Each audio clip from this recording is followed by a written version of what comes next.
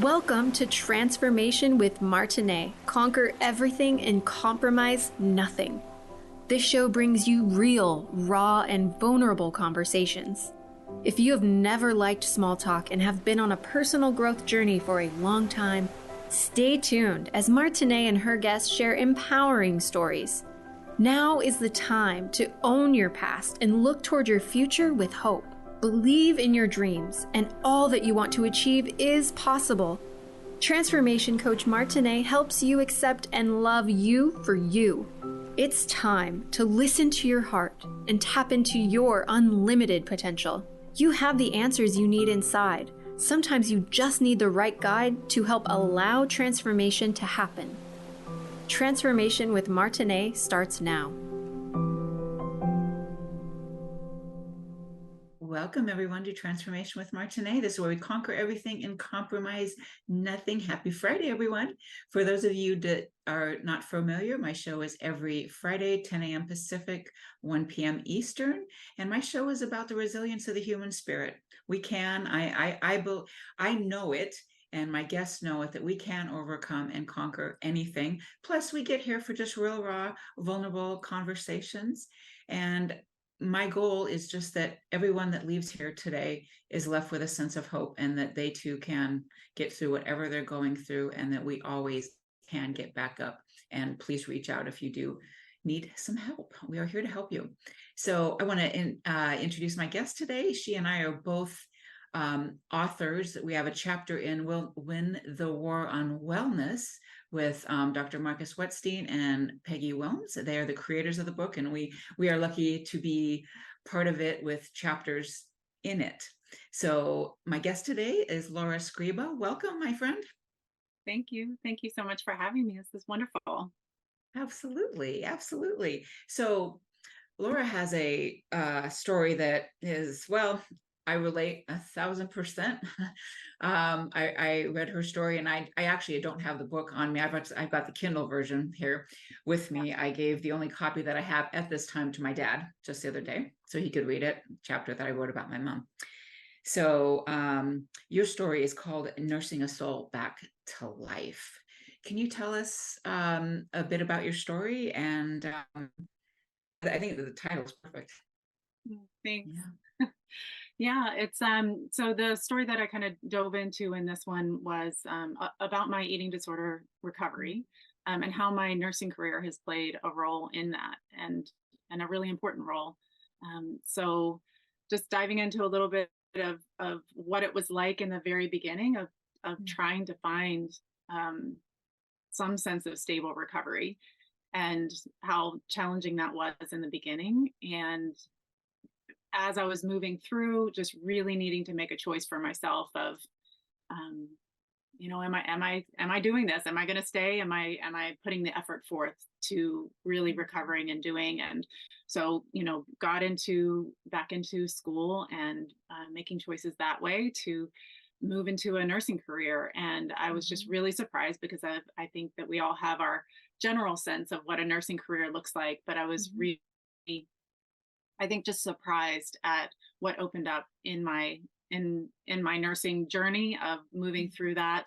And so it just talks about all the different things that I was exposed to, not only experiencing within myself, but I think one of the biggest things is that we often learn that you can't love anyone else until you learn to love yourself. And I think that I learned through my nursing career that through loving and caring for others, I was able to witness and see what compassion was, and recognizing the difference of how I was not treating myself. And through loving others or caring for others, I was able to learn how to love myself and care for myself in a deeper and more true way. So it was really a wonderful experience in that realm. Yeah, that part of the book you wrote, learning to love yourself and others, like, people say that you can't love anyone else until you love you. And I've always questioned that myself, because I've always had a deep love for people. I've always wanted to help since I was a little one. Yeah. So I understand that, but I had a deep self-loathing for me. Yes. So what brought we didn't talk about this, so if it's a problem, it's okay. But I mean, what started your eating disorder? Like, when did it start? Yeah, it started in high school, and I don't know. I mean, there was no, some people have a specific trigger that can kind of Mhm. trigger those kind of behaviors coming on, and I'm not quite sure. I think it was just a culmination of things that kind of came together, and I see now that there was a lot of emotions that I was experiencing and not knowing how to process or manage those. Mhm. Mhm. So, and also having that feeling a lot, feeling a lot for others and not knowing how to process that, not knowing how to understand what was mine and what was other people's. Mhm. Um, the people pleasing, I feel like it's a culmination of things. And then of course, they talk about it, there is genetics at play. Genetics loads the gun, and environment, and kind of events that happen in your life, and that kind of pulls the trigger, is the saying. Mhm. So epigenetics, right? You don't kind of know what exists there until you're exposed to things, and then sometimes the light gets switched on. So I Yeah. think that was the case for me, of things just were happening under the surface. That switch was flipped for me, and that somehow is how I started managing and trying to cope. So for me, it was anorexia, and just it helped to numb things out. It helped to give me a sense of kind of pulling away from the world, Mhm. is that sense that gave me, and Yeah. is how I was coping with things. So it Mhm. felt like the world felt like a lot, and I wasn't sure how to handle it. So Yeah. yeah.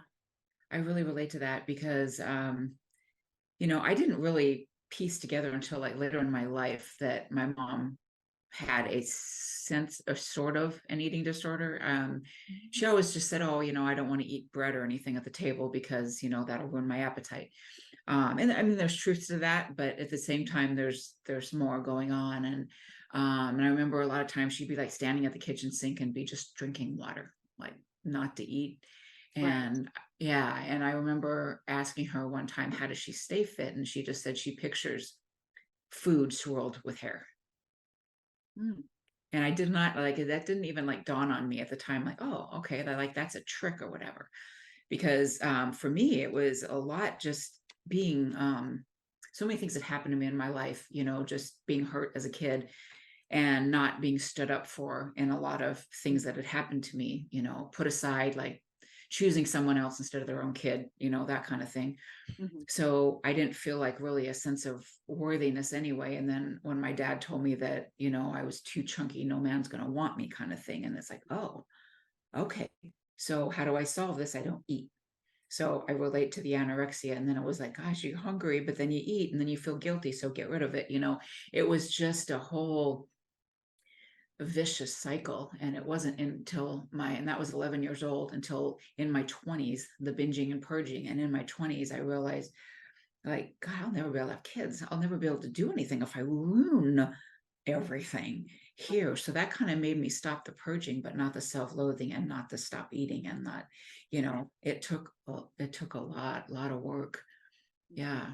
Well, and I think that's the misconception too. I think I definitely had it, that I was hospitalized my senior year of high school, Mhm. and felt this pressure of like, so much money was spent and so much time was spent, and I was taken out of school, and all these things were having to be implemented, and I needed to be fixed. I needed it. Yeah. We need to move on. We need to Yep. Yep. move on Yep. with this, and wanting that for myself too, but not understanding why my mind couldn't. I could eat the food. I could sit there and eat the food, and tolerate that and move through those kind of motions. But like you said, the mind was still in the same place of really struggling with those feelings, and with the self-loathing, and the all the different things that were coming up, of still not having that coping Mhm. skills, or those management skills of being able to navigate all of that. And so Mhm. that takes time though.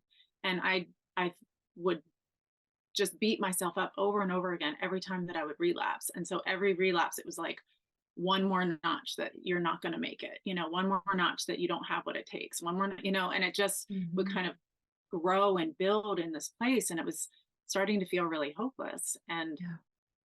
And so it was, yeah, it wasn't until there was these little pieces of little sparks, right? Of like having a sense of openness or having a feeling of connection and coming back to the body. And I think it's so interesting with eating disorders because it's like,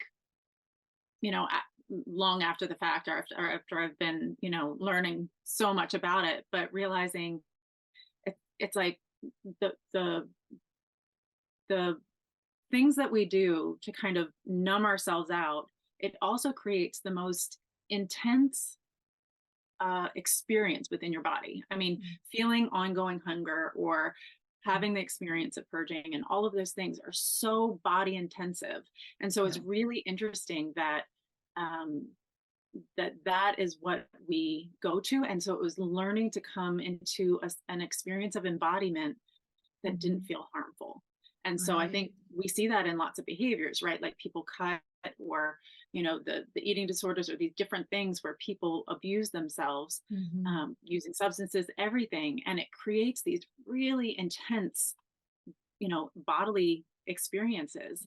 And it's like, okay, how can we have this immense experience, but have it be joyful? How can we tap into a sense of hope? How can we tap into a place of peace, even if it's for a moment?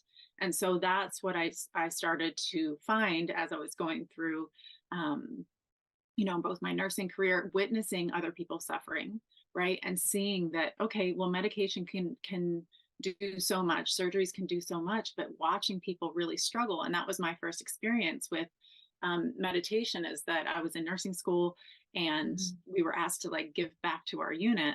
And I had a patient who had had surgery, but she was just really struggling with the anxiety of the rehab process. And so I thought, well, maybe I can do, a meditation or something. And it was through that I also learned about Reiki, but realized that I needed training. So I was like, okay, I can't do that right now, but I'll do the guided meditation. And witnessing that in her then made me remember an experience when I was in the hospital and somebody did a guided meditation for me. And it was the first time I felt at peace in my body.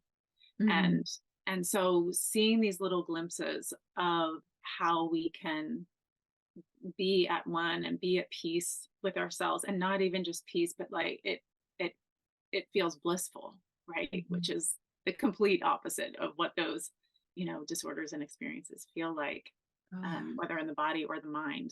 I feel like there's so much distress in the mind that occurs. Yeah, the whole, like, I could definitely go a little bit further with this. We're going to take a break in a moment, but that whole body experience, that control, it's like, for me, it was one of those, like, it was the only thing I could seem to control in my life was what I put in my mouth or got rid of or whatever. It was the only thing I could do. But then the deep shame of that. I remember my parents caught me one time in a purging thing, and there's like, oh my God, that's so stupid. And you're wasting food. I mean, you're eating and you're getting rid of it. And oh my God, more shame. Okay.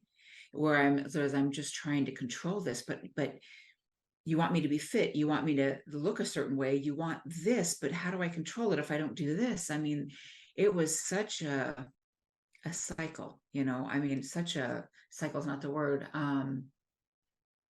I don't know what word I'm really looking for, but just like so much overwhelm, like not knowing what to do, trying to be a certain way to please my parents and make myself happy and be accepted, because there's so much, even in society today, I think it's even worse how we're supposed to be a certain way, so boy.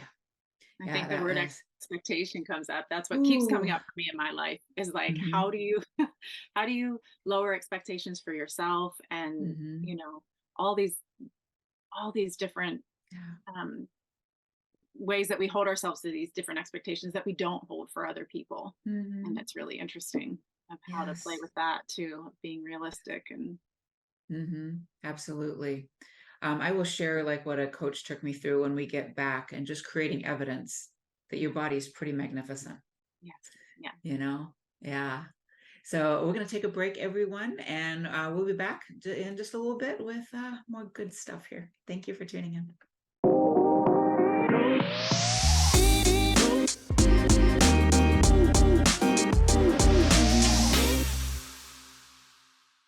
Welcome back, back, everyone, to Transformation with Martine, where we conquer everything and compromise nothing.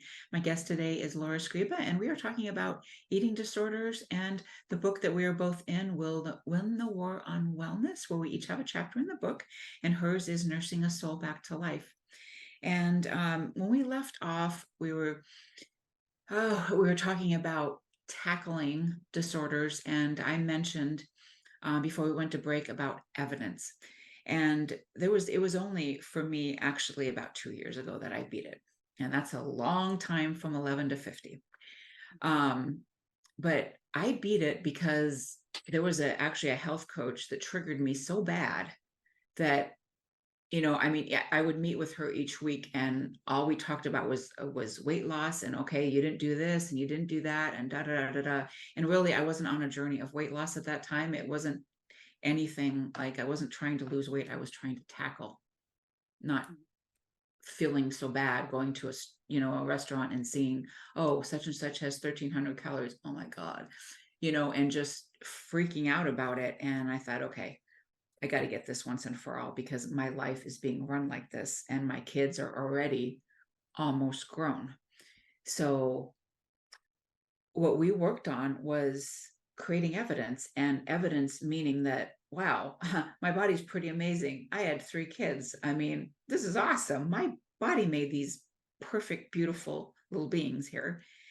And the fact that, I actually can have my favorite food on Sunday, Thai food, and maybe even a little cupcake or something, and I don't gain any weight, and I've learned since then to kind of play with what works for me, what doesn't, what makes me feel healthy. And I eat a really healthy diet anyway. I'm not overweight. But it took looking back over like, oh, okay. And that's what built in my mind that, oh, okay, I actually can. It is okay. It is safe. And I don't have to worry about anyone harming me or whatever. And I think a lot of people, when they do put on weight, it is a safety thing for me. It definitely was. And then all the other stuff mixed in. But yeah, it's realizing, for any of you that are out there, if this is helpful to any of you, and I know we're all really different, that your body is magnificent. And just looking at what it does, what, as a woman anyway, how you can create a baby, how your body is there for you for your whole life journey. And if we take good care of ourselves, it's not really something we have to worry about. We feed ourselves good food, and you can get through these things. So on break, I had asked you if, Lara, there was like a time where it's like, okay, I got to get it under control. For me, it was like going to restaurants and this coach triggering me that I had to do it. What about for you? Yeah, I think for when it came to stopping the actual, like the eating disorder behaviors, that was a very progressive thing. I feel like it felt like it, when you're trying to quit smoking, and you're like, this is the last time, this is it, it's not going to happen again. And then something would happen, and then you'd end up, using one of the behaviors again. And you're like, okay. But it was this gradual of starting to like learning new ways to cope, and then integrating those, and then slowly letting behaviors go, and not necessarily consciously either. I think that you notice over time of like, oh wow, it's been a week since, or oh wow, it's been now 2 weeks since. And it was gradually building that up, and then also getting myself, because I think for me, when I was in the height of things, my environment definitely reflected my inner world.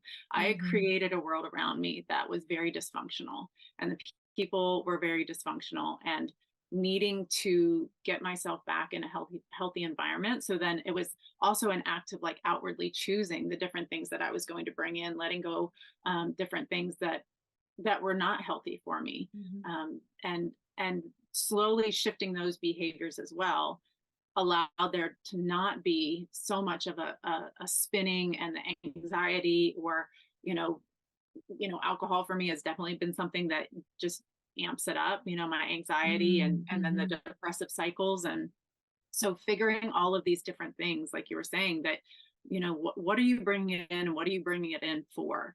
And that's the biggest thing, is understanding what the behaviors are. And that's through the years, what has been so invaluable is, instead of demonizing my disorder, it was learning why it was there in the first place. Yeah. And learning to understand, and just as much as we have gratitude for our bodies and, the beauty it can bring in the world, or what it allows us to experience, and looking at it through that aspect of function versus form, not worrying about what it looks like necessarily, but what it allows us to do in the world. Once you start having those positive experience of hiking, and for me it was yoga, and all these different things of like, wow, my body allows me to do these different things. I think it really starts to shift there. And then I was telling you that when my really big aha, that there was also, though, more cleanup work to do, was after I had my kids. And I had my 2 children, and I had my children in Canada. We moved to the US, and it had been a long period of time since, I was active in my eating disorder, like over 10 years. But it was this really big aha that, wow, I still have work to do. I really still am struggling with anxiety, with my depression, and just really these really harsh ups and downs that I was hitting, really struggling with GI issues, and finally really coming to terms of like, okay, you coped with it, this way, but there's still these underlying themes that you really need to have a solid plan for. And instead of looking at it like, my mental illness is with me forever, and this is never something that I can recover from, it was learning to accept my disposition, that with my with my my desire to help people, with my all of these different parts of me that are really sensitive, it also means that I have to learn to care for that vessel in a different way that other people may not kind of experience for themselves. It may not be nerve-wracking to go to an event, or it may not be these different ways that for me brought in a ton of anxiety and overwhelm, and then would set my system off. So it was learning to care for myself in a compassionate way, in a kinder way, and acknowledging like, okay, so these are kind of the cards I've been dealt. And so what are you going to do with it? So I feel like I've tried to, to the best of my advantage, really play with those advantages that it holds as well. But with that is the responsibility that I also need to, have downtime, and I need to make sure that I care for myself and get sleep and don't drink too much alcohol, and, all of these different things to make sure that I stay more balanced. And it doesn't ever mean that there aren't vacillations. I mean, life is life, and it's going to bring it in, but it's knowing that you have the ability, knowing your tendencies and what your capacity is, and then having the ability to use these different tools to pull in and then help you in those places when you start to get off balance and you feel that you're kind of off kilter. And so, okay, what do I need to bring in to bring and create a sense of balance? And for me, I feel like all the things that I've gotten into are essentially forms of energy. And so whether it's the energy of food, the qualities that they bring in, I studied some with, Ayurveda, and which is a sister science of yoga, where just looking at the different qualities, like, okay, so I'm feeling ungrounded. I'm feeling really spun up and like way up here in my head. How do I ground my body? How do I become more in my body? So yoga, bringing in movement, bringing in grounded, grounding foods like root vegetables, and not eating, salads when, everybody's like, oh, you got to eat healthy. But it's like, for me, that wasn't working. I needed foods that were cooked and then also easy for my stomach to digest, because if I was anxious, my GI system was a mess, so it would, that for me too, was like understanding my actual physiology of how the nervous system responds to what my mind is experiencing. And I think for me, that was the nursing piece too, of starting to understand like there really is a correlation here. And that's brilliant too, right? Because then it's like, oh my God, there's something I can do about this. Yes.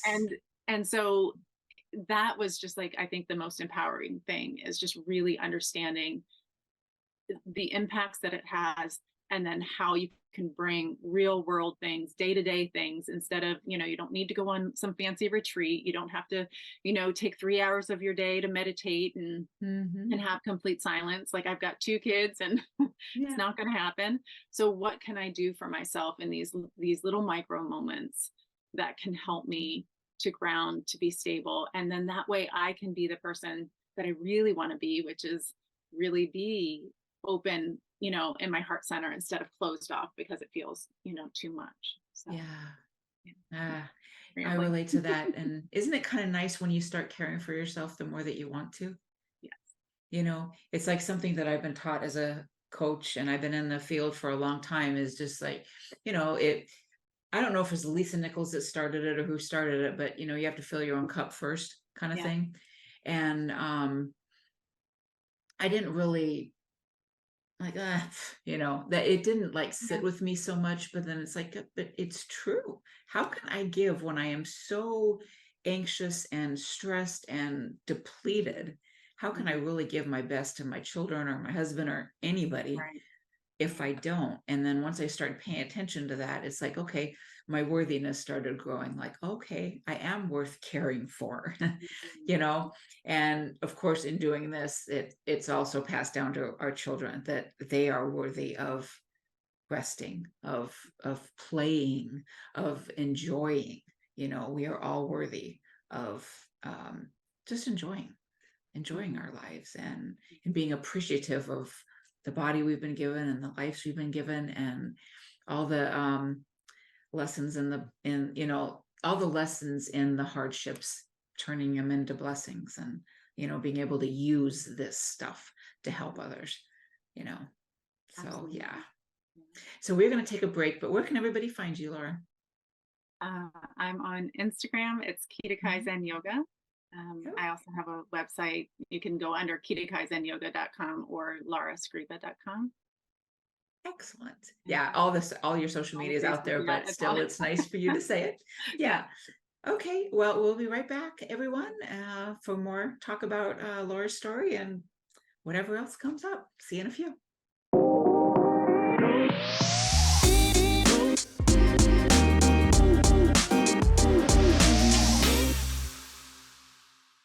Welcome back, everyone, to Transformation with Martine. My guest today is Lara Scriba, and we are talking about the book that we're in, Win the War on Wellness. And we are privileged to be authors in this book, and her story is Nursing a Soul Back to Life. And we've been talking about eating disorders that both of us have eat. Yay. Yay. So yeah, it's like, yay, we did. We actually did. It's possible. Yeah, it is possible. Yes. So speaking of that, you can reach out to either one of us. Lara, why don't you give your credentials again, or where people can reach you? So I'm at larascriba.com or Kita Kaizen Yoga. I know it's hard to spell. It'll be in the it's in the notes. But I'm on Instagram, Facebook. I have my website, and just a note on that recovery piece. If they are, I don't know if we'll speak about this, but I do work with a nonprofit that offers a free program for people who it's yoga for eating disorder recovery. So just making sure that that's on my website too, if anybody is looking for support in that way. That's wonderful. That's amazing. And I also, as a master coach, an NLP, and also health coaching as well, and also minor degree with health. I do work with people as well. So reach out to me anytime as well. MartineEmmons.com. And anyway, all the stuff is there for you to find me as well, to work with. So on the break, we were talking about Louise Hay and how amazing she is. And I know that a colleague referred me when I was diagnosed with colon cancer to look her up, and finding the meaning of colon cancer, and that is resentment. That fit me to a T, regarding my, just childhood and things I went through, that I was definitely resentful. And I'm definitely not surprised that happened to my, where my body had to cope somehow, and that is what happened. So how did you find Louise Hay, and how has her work been instrumental in your recovery? Yeah, that was my first kind of glimpse into into her work was in nursing. So I was in nursing school, and my story gets into that, but of walking in to do a patient assessment, and the nursing instructor she was just like, leave all your stuff on the desk. And like, normally you had all your stuff, your medication book and this, and your notepad to write all your, nursing notes down, and blah, blah, blah, and your stethoscope. And she's just like, just leave all of that. And she said, I just want you to stand here at the wall. I'm like, okay. And she's like, what do you see? And then I was like reciting off all the things that I see, like trying to make sure that I get it right. And we were new working together. You kind of shift instructors as you move through the year. And she's like, no, that's not what I want. I want you to close your eyes for a minute. And what is it that you see? What is it you feel? And she was really asking me to energetically feel what was going on there. And being able to calm myself, connect with the patient's energy, and then be able to have that energetic information. And so then I, told her what I was experiencing. She's like, that's how you do a nursing assessment. She's like, I understand you need to know the medications and all that, the disease process and all these different things that are going on, but you always have to look at the patient in front of you.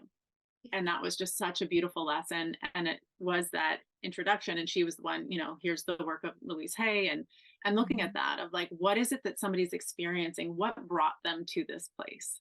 And so how can we care for that individual in that specific way versus trying to treat the disease process and managing symptoms. So, and that's something that I, through especially working in the emergency room, because everybody's in that, the very acute phase, right? They're in crisis. They're coming in. So whether it's a mental health crisis or it's a physical crisis that they're experiencing, they're at the height of things, and their coping skills are out. They're out. They're not with them at that moment. And so if I found that was just really helpful of like, okay, how do I care for this person who is feeling out of control of the situation, right? Their body or their mind has kind of abandoned them in whatever way. And there's this sense of panic, right? So how do we bring this calm in? Yes, we can bring medications in and start to resolve symptoms and try to make, the person feel better. But then how do we also try to care for them in this different way? And that's, I think, that beauty and art of nursing, right? And it's those softer skills, but I think it's what makes all the difference of, being able to not layer on the shame of that somehow you were responsible for the scenario that is happening right now, to bring the warm blanket, to not judge the situation that got you here in the first place, and all of those different things, to bring the sandwich or the extra drink, or to allow the family member in the room, because that's what grounds you and helps you to stay calm in the situation. So it just really helped to create that holistic lens when I was able to move into my nursing career, and which is challenging too in the ER setting, right? Because there's so much going on, because there often is, you're really rapidly having to move through things, and there's not a lot of time, and there's a lot of patients that you're handling at the time. It can be really challenging, but I think it's those little moments, and they feel seen, right? That's what we all want, is to feel seen for what we were truly experiencing. I think it's like the version of being anxious and being told to calm down, right? You're not seeing, like, yes, I'm anxious, but you're not seeing, the underlying what I'm actually needing right now. So that was a really beautiful thing. And like I was telling you during the break, I think what's been so incredible during the time, I grew up, learning to read tarot cards, and, having this broader sense of things. My mom introduced me to yoga, taking me to classes as I was trying to move through my recovery. But all of those things were very woo back then, right? They weren't accepted as being a part of care or a mainstream part of care. And its credibility was questioned. And as I was in the ER, and I'd be reading books on Reiki and all of those things, it's like I get the eye rolls and the okay, and this isn't the place for that. And it's like, okay, I get that, but I also there's something here. And like I said, I felt like it coincided with what I was seeing in my patients, what they were needing, and then what I was also needing, right? So being able to pull in this information in that way. But through the years, now that there's been enough time to obtain enough research, like now there is evidence coming out because there's been enough research studies done. And that's the part of the work that I do with the nonprofit Eat, Breathe, Thrive, is they've done research studies on the yoga programs that we run and that they run. And it's the results are astounding, right? Of being able to work with people and their anxiety and body acceptance and self-trust and all of those things, building interoceptive awareness, understanding what is even going on in your body at any given time, to know, like, am I hungry right now? Am I anxious? What is it that I actually need?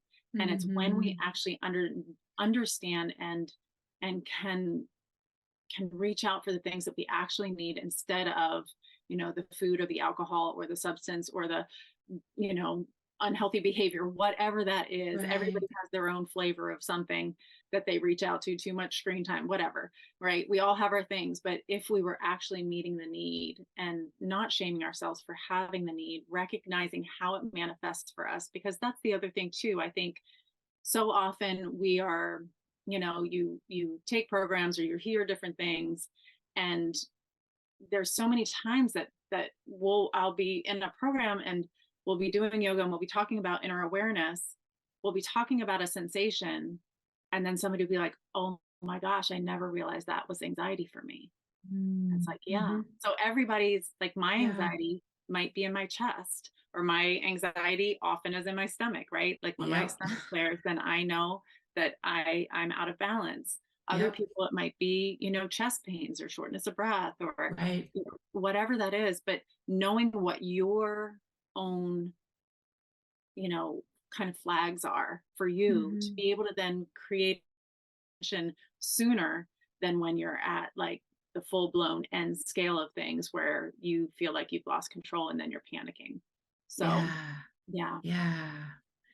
it's really interesting how how your body tries to give you these messages, and sometimes I guess I need more than others of like, hey, listen to me, because I got a diagnosis for autoimmune about a year and a half. No, it's been about 2 years now. And, my body choosing something for my vanity was probably the thing to definitely make me pay attention. And there are so many autoimmunes out there that it's just, it floors me, like all these things that are going on and happening, and how our bodies keep trying to communicate with us, and I know for me, I got the same issues that you do. Belly stuff goes on. It's like, okay, I need to slow down. And then I've also got the physical reminders that, okay, you don't want any more warnings here now. Come on, you need to slow down. You got to take that time. And I always know, once I do, I feel so much better and I'm ready to go again anyway, if I just listen.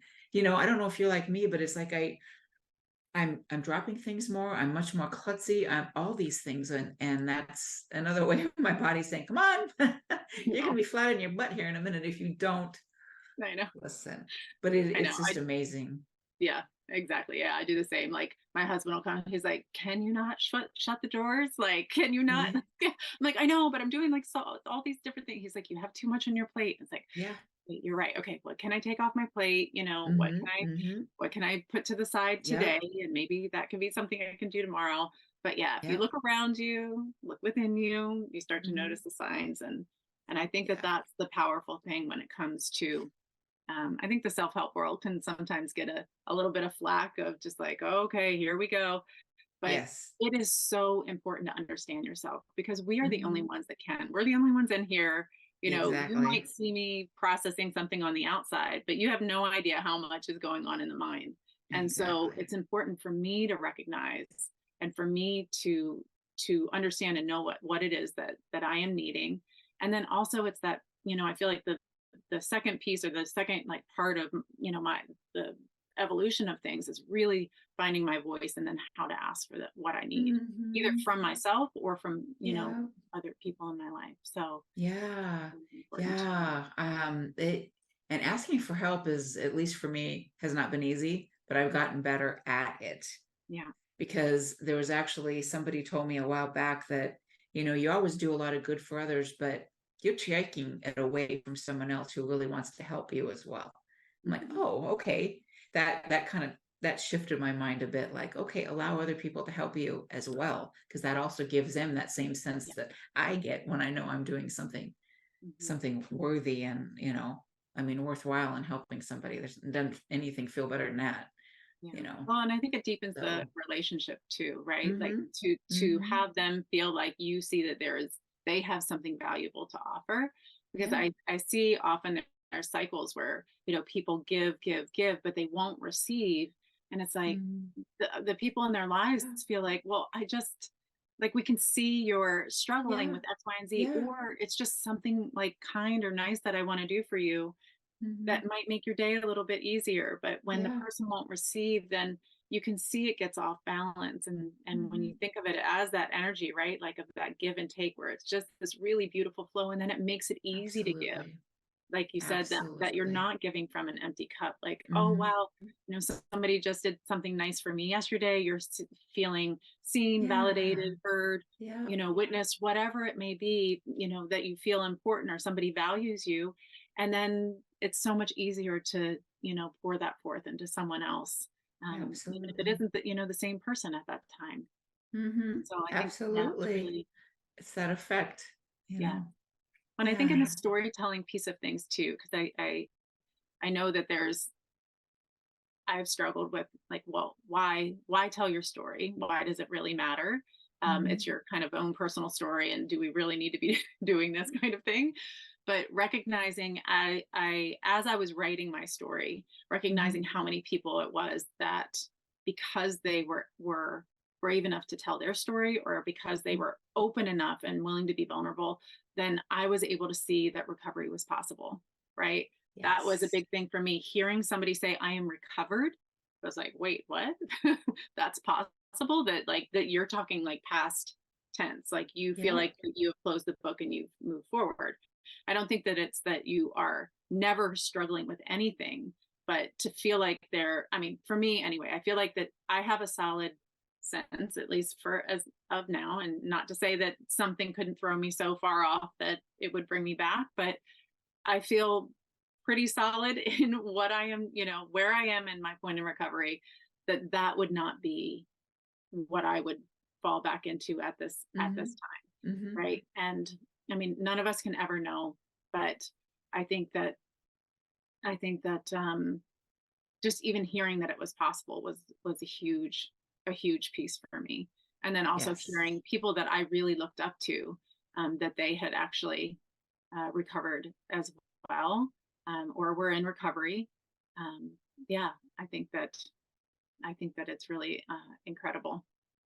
Yeah, I do too. And knowing that well, it's possible, because I know one of the things that I learned, like, especially early in my coaching career and all that, was that, how powerful actually somebody's story is. Because like you said, you hear, oh, recovered. Oh, okay. I didn't know that that was even possible for anybody, or at least not me. you Yeah. know, but hearing these people and hearing different stories, like, oh my gosh, that's part of why I do this show, because it's remarkable the things that people actually go through and get through, and they're Hmm. still standing. Hmm. It's amazing. And I think storytelling is the most wonderful thing. And even being a part of this book has been such an incredible journey. Hmm. The first chapter I did was really cathartic, like, wow, okay, I'm actually putting this out there. Even though I've shared my story, I'm actually putting it out there, like, for Yeah. people to, like, in a much Yes. bigger way. Yeah. Yeah. And then the Well, and I think, second one, yeah, go ahead. yeah, and the story of my mom and just going through the stuff and dementia, all these kind of things. Mhm. But so many people that I've connected with. One of our authors, Philip Williams, he's going to be on August, and his brother, dementia, same thing. It's like, okay, he didn't know that, oh, my mother, his brother, but then I've also lost siblings as well. It's like, it's a connection, Yeah. like, oh, I'm not alone in this. So it's so important to share. I mean, my master coach always said that, we could save a life with this. And I do believe it's true. Someone just And knowing I like, think oh, too, like I know. recognizing like I think it's Brene Brown has so many wonderful Oh things. my gosh, yes. I remember one of her pieces, the whole piece of shame. It was like when she first came out, where it's just like, oh, just so many deep, things that resonate. But another one of them is recognizing that, too, that you don't have to share your story with everyone or at your own pace too. And so, the stories that we've written are parts of your story. So when people are thinking of telling their stories, it's not like, and I had a lot of reservation. Like I had a girlfriend that was like, oh, you should write for this, the book. And I was like, I know. I mean, I talk about my story within the program that I teach, but I feel like that's like we're all there for the same reason. We've all, struggled with the eating disorder. And that feels different to me than being where you kind of tell your story and maybe somebody doesn't have the understanding or the background to understand exactly, but what you've been through, and it feels like there can be more judgment, right? So it feels like very nerve-wracking. And but just recognizing, so like you said, coming in and sharing it in that broader sense of like, oh my God, it's in a book. Not only is it like I said it one day in a class and then we all moved on, but it's actually written down. But that was a really powerful piece for me. And so I think when it comes to like developing the different pieces and parts of yourself as well, not recognizing what might be there. My husband for years has been he's like, you need to write a story. You need to write your story. And I'm like, I don't want to, I don't want to write anything, whatever. Yeah. But this felt accessible of writing a little piece of it, writing this little part of it. And then watching what opened up from that point, not only of my understanding, the whole 2020 thing of looking back, I'm like, oh, okay, storytelling was important. So many other people helped to have these little guideposts all along the way, but also it opened up this piece of writing, right? And being a writer. And so being able to write this story has opened up where, I'm blogging for Peggy now. And so doing that and just it's the writing piece, but it's that being willing to be vulnerable and to be seen and the messy parts, right? Because so often we try to close that up or hide it. And as we know, social media is a big fallacy when it comes to that kind of stuff too. But in the same breath, I think it can be really powerful when we use it for good and people are willing to stand up and say, it's not all shiny on the outside. Like there's lots going on the inside, and being willing to share that with other people, so that way they know that they're not alone in their struggles, and that there's hope out there, but also that it's their own version. And I think that that's what's so cool, about all the different modalities out there. I feel like I love just diving into all kinds of stuff. So it's like tarot, numerology, and Reiki, and Ayurveda, and all the stuff like I have dove into, and that may not be somebody else's deal. And that's totally fine. They're going to find a modality or a method or a thing to do. It might, whatever. There's so many different things. But it's that search of trying to find something that resonates for you. And I feel like the more that you get into that mode of learning, understanding, interpreting, and then bringing in things that resonate, you find out where it is that what it is that resonates for you, and then you find that resonance out in the world, and then start bringing pieces of those things in to then kind of illuminate even brighter, right? And then all those other things start to fall away more. Not always, right? Like I still struggle with my anxiety and really have to be diligent about my habits and my day to day, and how much I take on, and how much FaceTime things that I do, and making sure that I have quiet and silence. And so there's definitely an awareness and a balance that has to be there for me. But I think my ability to even know, because I didn't even feel like I had a sense of who I was or what I liked, or when it came to my voice or having self, trust in myself. You spoke to that word, which really resonates, especially when you struggle with mental health issues and like the whole eating disorder voice, right? You learn to you have to distrust that voice. And you're like, but it comes within me. Like, it feels like you have to become distrustful of yourself. And so there was a whole learning process of like, okay, well, where is this healthy part of me that I can trust and that I can follow that guidance and that intuition that is good, that isn't gonna deplete or devastate my being. So it's a journey, and I think that's the message too, is just to be patient and compassionate with yourself as you go through these journeys. For sure. That right there, that compassion piece, because we deserve it. You know, and our bodies need we need to give that compassion to ourselves. Our body's been trying to help us all along. Right. Yeah. You know, and it was ignored for so long. And now just being able to it sounds so funny in a way, but like just get ourselves to trust ourselves again. Yeah. You know, and that is a process and a journey too. It's taken me quite a while, and I'm really now just getting to the point where all right, I definitely got me. You know, I've got a good relationship now with this. Yeah, it's definitely a journey. So we just have a minute left. What would you like to impart on our guests for final thoughts? Oh, just the encouragement to just get out there and keep trying different things. I think, you know, in my phases of things, I feel like there was more the acute recovery phase of just stabilizing myself mentally, physically, all of those types of things. But then I feel like there's a lifetime that has been, you know, that is a discovery phase. And it doesn't mean that there isn't vacillations. There doesn't mean there aren't times where you wonder, like, oh, I'm kind of close to having these same kind of thoughts, or you see them come up. It doesn't mean it all dissolves away and you never think about it again. You know, there's so you still it's that trust of knowing how to act on it, or that you know the things to reach out to bring in, or you know that who you can reach out to for help. And I think that is so important, to know what your resources are out in the world, and that you know, that the people and the world around you are here to support you, right? Yeah, absolutely. And that you're not alone. I think that's the absolutely biggest thing. That's really important to everyone out there listening. You're not alone. There's always somebody there that can help. So thank you, Lara, for participating with me today and having a good conversation. And I appreciate your wisdom and your sharing.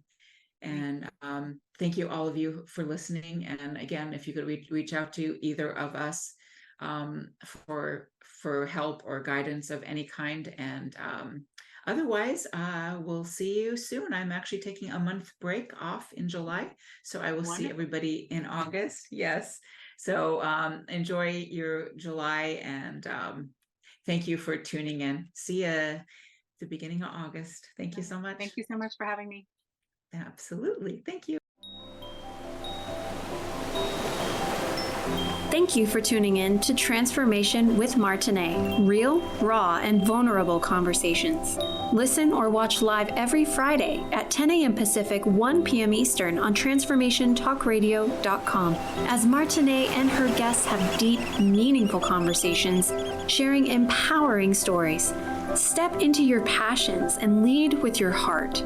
If you are ready to accept and love you for you, visit martineemmons.com and start allowing transformation to happen today.